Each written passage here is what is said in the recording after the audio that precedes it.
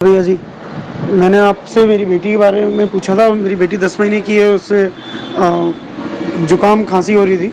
आपके द्वारा बताया गया उपचार से मात्र 2 दिन में ही उसकी तकलीफ सही हो गई है। 90% से ऊपर उसको आराम है। बहुत बहुत धन्यवाद गुरु जी। ऐसे ही आप मार्गदर्शन हमेशा हमारा करता रहिएगा। अभियान या ये बातें या ये ज्ञान सतत निरंतर चलता रहे, इसके लिए आपकी मेरी एक छोटी सी कोई एक एडजस्टमेंट हो जाए तो बहुत अच्छा। मैं ये चाहता हूं कि जो कुछ मैंने सीखा वो आप सीख लो।